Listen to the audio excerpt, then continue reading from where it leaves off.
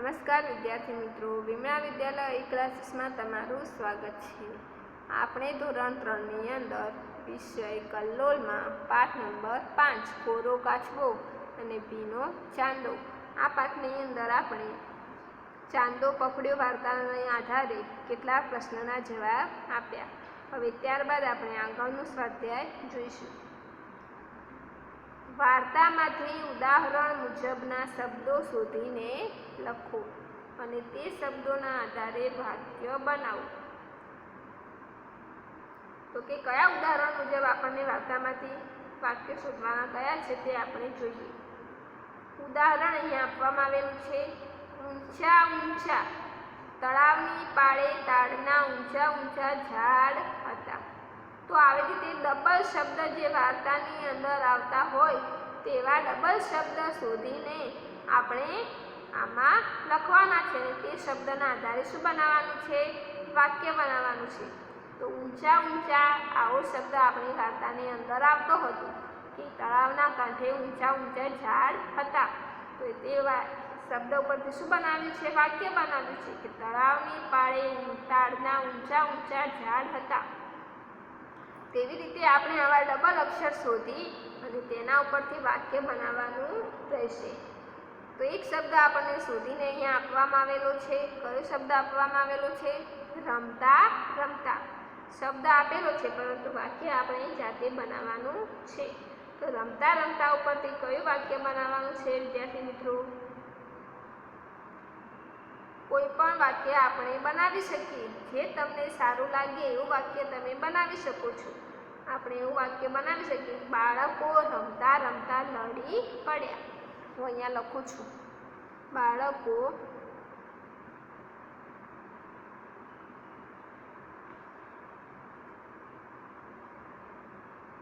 રમતા રમતા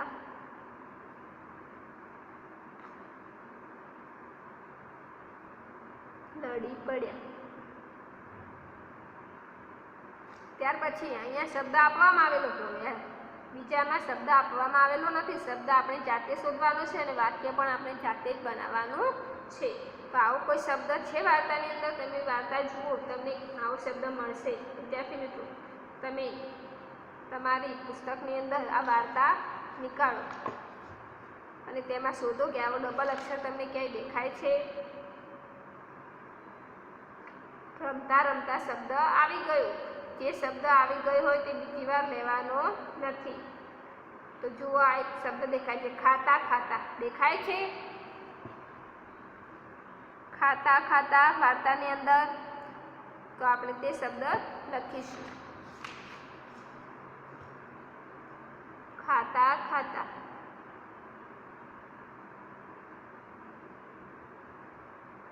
ત્યારબાદ આ શબ્દ પરથી શું બનાવીશું? વાક્ય બનાવીશું. શું વાક્ય બનશે? ખાતા ખાતા ઉપરથી તમે તમારી જાતે પણ સારું વાક્ય બનાવી શકો છો. જરૂરી નથી કે હું જે વાક્ય અહીંયા લખું તે જ તમારે લખવાનું. તમે બીજું વાક્ય પણ લખી શકો છો. હું વાક્ય બનાવું છું કે ભાઈ બહેન ખાતા ખાતા વાતો કરતા હતા.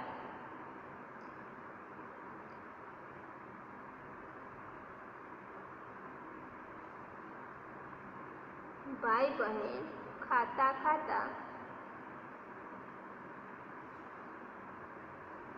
વાતો કરતા હતા.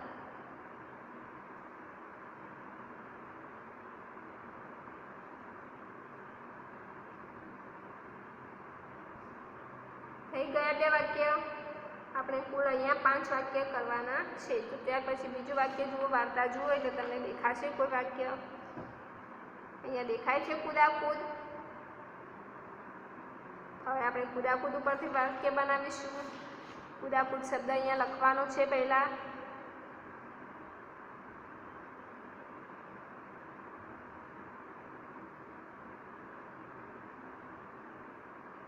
ત્યાર પછી કુદાકૂદ ઉપરથી વાક્ય બનાવવાનું રહેશે. શું વાક્ય બનશે કુદાકૂદ ઉપરથી? તો કે ગીત ગાતા ગાતા બાળકો ગીત ગાતા ગાતા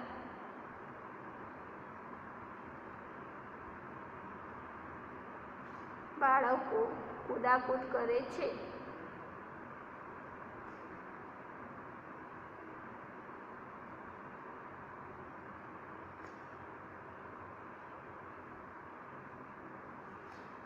પછીના બે શબ્દ આપણે શોધવાના છે. હું શબ્દ તમને શોધાવી આપું છું, પરંતુ તેના વાક્ય તમારે જાતે બનાવવાના છે.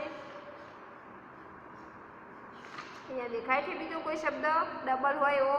વાર્તાની અંદર જુઓ તો તમને દેખાશે. દેખાય છે ક્યાંય? દેખાય છે અહીંયા કચ કચ? બીજો કોઈ?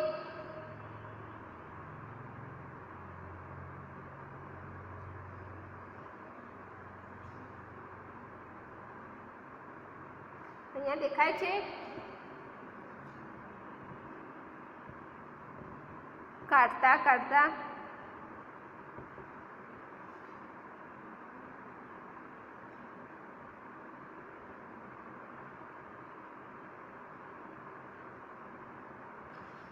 બે શબ્દ આપણે શોધ્યા. કયા કયા શોધ્યા?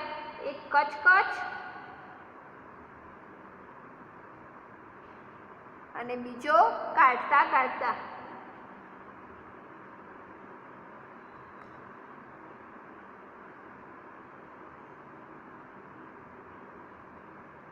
તો આ બંને શબ્દના વાક્ય તમે તમારા જાતે બનાવવાના છે અને આ વાક્ય પણ તમે તમારી જાતે બનાવીને અલગ રીતે લખી શકો છો. મેં જે લખ્યા એ વાક્ય તમારે લખવા જરૂરી નથી. તમે તમારી જાતે કોઈ બીજું વાક્ય બનાવીને પણ લખી શકો છો. ત્યાર પછી આગળ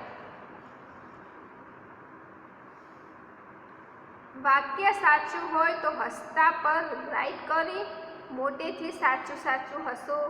વાક્ય ખોટું હોય તો રડતા પર ચોકડી કરી મોટેથી ખોટું ખોટું રડો. હવે અહીંયા આપણે શું કરવાનું કહ્યું છે? વારાફરતી વાક્યો વાંચો. એ વાક્ય જેટલા વિદ્યાર્થીઓ સાચું માનતા હોય તેમને ઊભા થઈ હસવાનો અને જે વિદ્યાર્થીઓ ખોટું માનતા હોય તેમને ઊભા થઈ રડવાનો અભિનય કરવા કહો. તેમને ચર્ચા કરી વાક્ય સાચું છે કે ખોટું તે નક્કી કરવા કહો. ચર્ચા પછી ત્રીજા ખાનામાં સાચું ચિત્ર દોરવા કહો.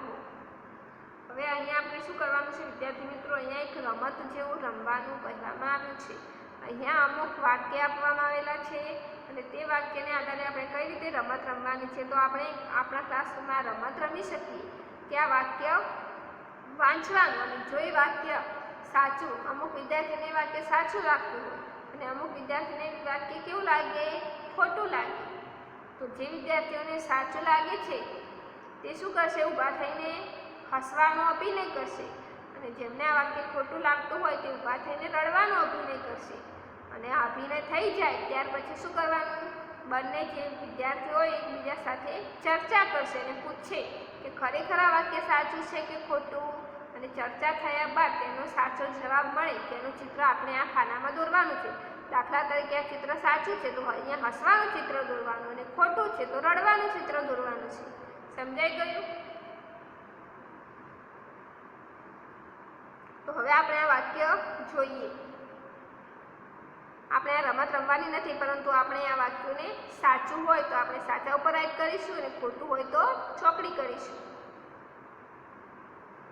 નંબર 1, ઝાડ પર સરદાર બાહુબલી વાંદરાના પરિવારનું ટોળું રહેતું હતું.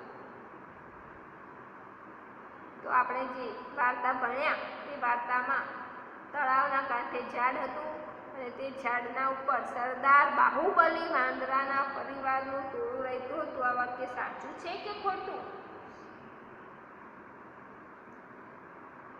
શું હતું એ સરદારનું નામ? પહેલા તો એ સરદારનું નામ બાહુબલી હતું નહીં, કારણ કે તે સરદારનું નામ શું હતું? મહાબલી હતું. માટે આ વાક્ય કેવું છે વિદ્યાર્થી મિત્રો? ખોટું છે. તો આપણે શું કરવાનું? ખોટા ઉપર જે ખોટાની નિશાની કઈ છે? જ્યાં રડવાવાળું ચિત્ર છે તે ખોટાની નિશાની છે અને હસવાવાળું ચિત્ર છે તે શાની નિશાની છે? સાચાની નિશાની છે. તો આ વાક્ય કેવું છે? ખોટું. તો આપણે રડવાની નિશાની પર શું કરીશું? ચોકડી અને અહીંયા રડવાનું ચિત્ર દોરીશું. તો રડવાનું ચિત્ર દોરવા માટે આપણે ગોળ કરી આ રીતે બનાવી દેવાનું જાતે. થઈ ગયું? ત્યાર પછી નંબર 2, વાંદરા ઝાડ પરના મીઠા ફળો ખાતા હતા. નંબર 2 માં કહ્યું છે કે વાંદરા હતા તે ઝાડ ઉપર રહેલા મીઠા ફળ ખાતા હતા. તો કે હા, બધા વાંદરા તે ફળ ખાઈને પોતાનું પેટ ભરતા હતા. આ વાક્ય કેવું છે વિદ્યાર્થી મિત્રો? સાચું છે. તો સાચા માટે કઈ નિશાની છે? હસવાવાળી. તો તેના ઉપર રાઈટ. અને અહીંયા આપણે શું કરવાનું? જે સાચું હોય તે ચિત્ર ફરીથી દોરવાનું. તો અહીંયા આપણે ફરીથી દોરીશું. થઈ ગયું? નંબર 3, તળાવના પાણીમાં ચાંદાનો પડછાયો દેખાતો હતો. નંબર 3 માં છે કે જે તળાવ હતું તે તળાવના પાણીમાં ચાંદાનો પડછાયો દેખાતો હતો. એવું આપણને પૂછવામાં આવ્યું છે. તો વાર્તાની અંદર પડછાયા શબ્દનો ઉપયોગ કરેલો નથી. શાનો ઉપયોગ કરેલો છે? પ્રતિબિંબ શબ્દનો ઉપયોગ કરેલો છે. આપણે આપણી વાર્તાના આધારે આનો જવાબ આપવાનો છે. માટે આ વાક્ય કેવું છે? ખોટું છે. કારણ કે પાણીની અંદર ચાંદાનો પડછાયો દેખાતો નહોતો, પ્રતિબિંબ દેખાતું હતું. તો ખોટા ઉપર ચોકડી તે ચિત્ર નિશાની ફરીથી દોરીશું.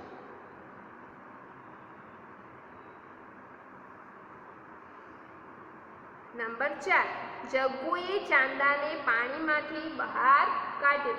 તો શું આ જે 4 હતા, જગ્ગુ, મિકી, મોન્ટી અને કોણ હતું?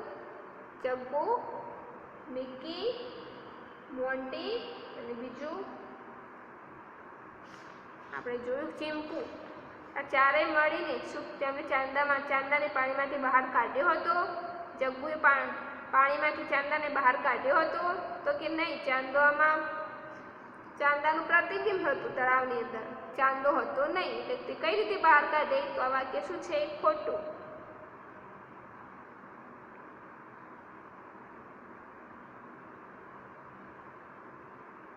પ્રશ્ન 5, ચાંદાએ બહાર નીકળીને બધા બચ્ચાને ચોકલેટ આપી.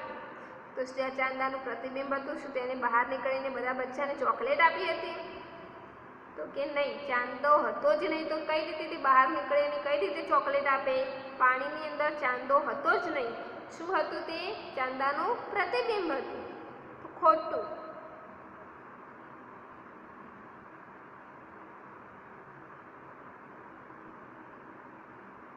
અને છેલ્લું 6 નંબરનું વાક્ય, મહાબલીએ બચ્ચાને સમજાવે કે ચાંદો તો આકાશમાં છે. છેલ્લે જ્યારે બધા બચ્ચા પાણીની અંદર ધબાક દઈને પડે છે ત્યારે બધા મોટા વાંદરા જાગી જાય છે અને તેમની વાર્તા સાંભળીને મહાબલી તેમને સમજાવે છે કે આ પાણીની અંદર કોઈ ચાંદો નથી, આ તો ચાંદાનું પ્રતિબિંબ છે. તેવું મહાબલી બચ્ચાઓને સમજાવે છે. તો આ વાક્ય કેવું છે? સાચું છે.